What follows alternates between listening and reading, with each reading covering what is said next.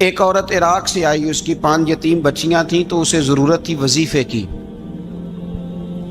اس نے آ کے پوچھا حضرت عمر بن عبدالعزیز کا گھر کہاں؟ تو لوگوں نے فرمایا وہ سامنے جو ٹاٹ اور بوریے کا پردہ لٹک رہا ہے وہ عمر بن عبدالعزیز کا گھر ہے۔ دروازے پہ دستک دی تو ایک عورت اندر برتن دھو رہی تھی۔ پوچھا السلام علیکم، امیر المومنین سے ملنا ہے۔ وہ کہنے لگی اس درخت کی چھاؤں میں بیٹھ جاؤ، ابھی تشریف لاتے ہیں۔ تھوڑی دیر گزری تو حضرت عمر بن عبدالعزیز آئے تو کنویں سے پانی نکال کے نا، سین میں کنواں تھا تو جو جگہ میں مٹی اڑ رہی تھی نا، گرد اڑ رہی تھی، ہوتا ہے نا عصر کے بعد لوگ پانی پھینکتے ہیں، وہاں پانی پھینکنے لگے، چھڑکاؤ کرنے لگے۔ تو تھوڑی تھوڑی باتیں وہ خاتون آپ سے کرنے لگی تو وہ جو عورت آئی تھی نا وہ کہنے لگی تم غلام سے باتیں کر رہی ہو، تمہیں پردہ کرنا چاہیے۔ وہ کہنے لگی یہ غلام نہیں، یہ میرے شوہر ہے اور یہ امیر المومنین عمر بن عبدالعزیز ہے۔ کہنے لگی یہ عمر بن عبدالعزیز ہے؟ کہا ہاں یہ عمر بن عبدالعزیز ہے۔ تو وہ خاتون حاضر ہوئی، کھجوریں اس کو دی گئی کھانے کے لیے۔ اس نے کہا حضور میری 5 یتیم بیٹیاں ہیں، مجھے وظیفہ چاہیے۔ جناب عمر بن عبدالعزیز نے ایک بیٹی کا نام پوچھا، ولدیت پوچھی، وظیفہ لکھا۔ عورت کہنے لگی اللہ تیرا شکر ہے میری بچی کا وظیفہ لگ گیا۔ دوسری کا نام پوچھا، ولدیت پوچھی، عمر پوچھی، وظیفہ لگایا، اللہ تیرا شکر ہے میری یتیم بچی کا وظیفہ۔ 4 بچیوں کے وظیفے عمر لکھتے رہے، خاتون اللہ کی حمد کرتی رہی۔ 5ویں کا لکھنے لگے تو کہنے لگی میں نے زمانہ بڑا دیکھا ہے پر عمر بن عبدالعزیز تیری طرح کا بندہ نہیں دیکھا۔ آپ فرمانے لگے اب میں 5ویں کا وظیفہ نہیں لکھتا، 4 کا وظیفہ جا کے گورنر سے منظور کرا لے اور 4 کو کہنا تھوڑا تھوڑا 5ویں کو بھی دے دے۔ حضور کیوں نہیں لکھتے؟ فرمایا جب تک تو حمد کے لائق رب کی حمد کر رہی تھی میں وظیفے لکھ رہا تھا، اب تو نے میری تعریفیں شروع کر دی۔ اپنی تعریف پر کیسے وظیفہ لکھوں؟ وہ تو حمد کے لائق ہے، اس کی حمد ہونی چاہیے، لیکن میں اپنی تعریف پر، اپنی خوشامد پر میں نہیں لکھتا۔ جا اللہ تعالیٰ تیری لیے بہتری کرے۔ وہ خاتون کہتی ہے میں وہاں سے آئی، مجھے مہینوں لگ گئے، سفر لمبا تھا، عراق پہنچی تو عراق کے گورنر کو جب میں نے وہ روکا دیا تو ان کی چیخیں نکل گئی، تڑپ کے روئے۔ میں نے کہا کیا ہوا؟ کہنے لگی بی بی جس نیک آدمی نے تجھے یہ لکھ کے دیا تھا نا، چند دن ہوئے ان کا انتقال ہو گیا۔ عمر بن عبدالعزیز پردہ فرما گئے۔ وہ خاتون پھر روئی، کہنے لگی یتیم بیٹیوں کا اب کیا بنے گا، اس رکے کا کیا بنے گا؟ تو آپ فرمانے لگے بی بی جب امیر عمر بن عبدالعزیز جیسا ہو تو گورنروں کو بھی اللہ کچھ توفیق دے ہی دیتا ہے۔ اگر انہوں نے تیرا وظیفہ زندگی میں لکھا تھا تو تو فکر نہ کر، جب تک میں زندہ رہوں گا وظیفہ پہنچتا رہے گا۔ آپ کے گورنر نے لکھا کہ حضرت صاحب گورنر ہاؤس کی عمارت کمزور ہو گئی ہے، نہیں بنا لوں؟ تو آپ فرمانے لگے تو عدل کا قلعہ کیوں نہیں بناتا، انصاف کی دیواریں کیوں نہیں کھڑی کرتا؟ فرمایا چھوڑ اینٹیں لگانا، عدل و انصاف کا قلعہ بنا۔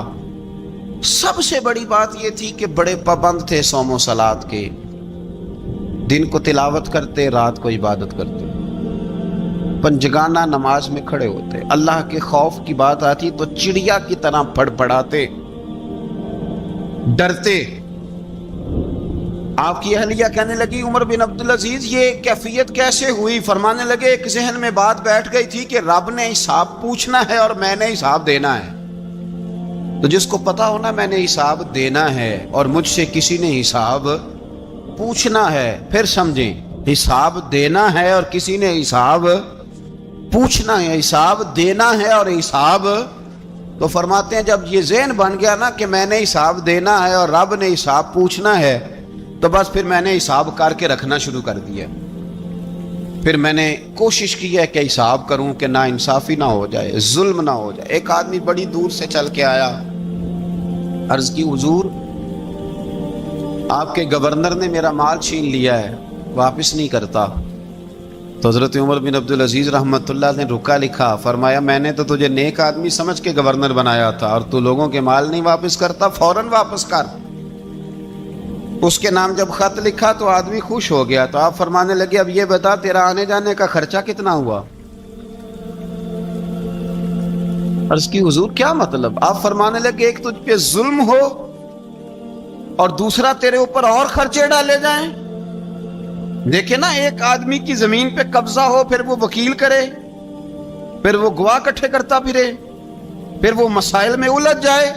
جناب عمر بن عبدالعزیز نے ہمیں ایک سوچ عطا فرمائی، فرمایا ایک تیرے اوپر ظلم ہوا، ایک تجھے اتنی تکلیف ہوئی یہاں آنے کی، اور ایک تیرا خرچ ہوا، بتا کتنے پیسے؟ عرض کی حضور میرا تو لاکھوں کا مال آپ نے واپس کرا دیا ہے، اب چھوڑے خرچے کو؟ فرمایا نا بھائی، یہ میرے رسول کائنات کا دین ہے، اس میں ہم ہر شے کا حساب کر کے رکھیں گے۔ تیرا خرچ ہوا ہے، تیرا خرچہ ہوا ہے، تجھے آنا پڑا، تجھے جانا پڑا۔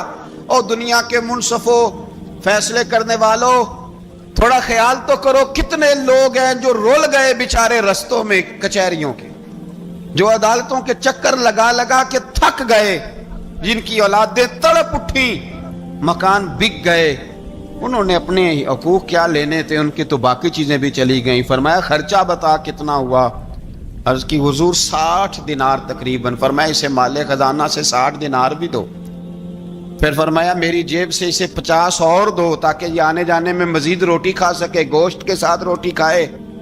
اور پھر فرمایا معاف کر دینا، حکومت عمر بن عبدالعزیز کی تھی، پر تجھے بڑی تکلیف اٹھانی پڑی، اذیت اٹھانی پڑی۔ یارو اس رنگ میں اس شخص نے حکومت کی، اس انداز میں، اور سب سے بڑھ کر بنو امیہ میں سے تھے، لیکن میرے رسول پاک کی اولاد سے جو پیار، حضور کی نسل سے، کسی نے آپ کے سامنے کہہ دیا، امام جلال الدین سیوطی نے اس کو لکھا ہے، کسی نے عمر بن عبدالعزیز رضی اللہ تعالیٰ عنہ کے سامنے کہہ دیا یزید امیر المومنین تھا، مومنوں کا امیر تھا۔ فرمایا پکڑو اس بدذات کو، 20 کوڑے مارو، پکڑو اس نالائق کو، اسے 20 کوڑے مارو۔ یہ نبی پاک کے خاندان کے قاتل کو امیر المومنین کہتا ہے؟ یہ فتویٰ جناب عمر کا۔ مولا علی شیر خدا کی اولاد میں سے ایک شہزادے آپ کے پاس آئے کسی کام کے لیے، تو عمر بن عبدالعزیز اٹھ کے کھڑے ہو گئے، ہاتھ باندھ دیے، کہنے لگے حضور ساری دنیا میرے پاس آئے، آپ نا ایک رکا لکھ دیا کریں یا پیغام دے دیا کریں، اس لیے کہ اس دھرتی پہ جو کچھ بھی ہے وہ مدینے والے رسول کا ہی صدقہ ہے۔ حضور کی اولاد سے پیار، نبی پاک صلی اللہ علیہ وسلم کے خاندان کے ساتھ محبت۔ حضرت عمر بن عبدالعزیز نے فلاح عامہ کے کام کرائے، بڑے بڑے سرائے بنائے، لوگوں کے ٹھہرانے کا بندوبست کیا، وظائف دیے غریبوں کو، مساجد بنائیں، مدارس بنائے۔ آپ کو مجدد کہا جاتا ہے، نئے سرے سے تجدید کی، علماء سے پیار کیا، صدقات و خیرات کا ایک ایسا ماحول دنیا کے اندر بنایا کہ لوگ کہتے ہیں کہ ہم زکوٰۃ دینے کے لیے بندہ تلاش کرتے تھے، پر جناب عمر بن عبدالعزیز کے زمانے میں کوئی زکوٰۃ لینے والا میسر نہیں آتا تھا۔ ایک شخص ملا تو لوگوں نے اس کو اتنی زکوٰۃ دی، اتنی زکوٰۃ دی، اتنی زکوٰۃ دی، لوگ خوشحال ہو گئے، اتنی زکوٰۃ دی کہ اگلے سال وہ خود زکوٰۃ دے رہا تھا۔ حضرت عمر بن عبدالعزیز نے ایسا ماحول بنا کے لوگوں کو دیا، اس طرح کی نوعیت آپ نے لوگوں کو دی کہ خوشحالی نظر آنے لگی، ذمیوں کے، غیر مسلموں کے حقوق کا بھی تحفظ فرمایا۔ 39 سال عمر پائی، صرف نمازیں بھی پڑھ گئے، صدقے بھی دے گئے، عبادتیں بھی کر گئے، 2.5 سال حکومت بھی کر گئے، اللہ رسول کو راضی بھی کر گئے۔ عمر پائی 39، پورے 40 نہیں، 39 سال عمر پائی، اتنا کچھ کر گئے۔ ہم تو بھی انتظار میں رہتے، ہم تو بھی انتظار میں۔ اٹھ فریدا ستیا تے داڑھی آ گیا ہی پور۔ اٹھ فریدا، یہ ستیا کا مطلب بابا جی نے غفلت بیان کیا ہے، کہ مطلب یہ نہیں کہ سچی مچی سویا ہوا تھا، کہتے تو غافل ہے۔ اٹھ فریدا ستیا داڑھی آ گیا ہی پور، اور اگا نیڑے آ گیا ہی، پیچھا رہ گیا ہی دور۔ 40 سال کی عمر میں آپ کو زہر دے دیا گیا، کچھ لوگوں کو برداشت نہیں نہ ہوا۔ ایک شخص آیا رکا لے کے، اس نے کہا حضور پچھلا خلیفہ میرے نام 20,000 دینار لکھ گیا ہے، پر وہ فوت ہو گیا ہے، تو آپ یہ رکا ہے، مجھے 20,000 دینار دے دیں۔ آپ فرمانے لگے سنبھال کے رکھ، شاید میرے بعد والا دے دے۔ رکا سنبھال کے رکھ، پر مجھ سے نہ امید رکھنا 20,000 دینار تو میں 20,000 گھر میں دوں گا اور 20,000 چولہے جلاؤں گا، میں ایک آدمی کو اتنا امیر کر دوں اور باقی لوگ دیکھتے رہے۔ آپ کو زہر دے دیا گیا، بیمار رہے، بچوں کو بلایا اور میں بیٹا میں جہنم سے ڈر گیا تھا، تمہارے لیے مال نہیں جمع کر سکا، بزدل نکلا, شدید علیل ہو گئے.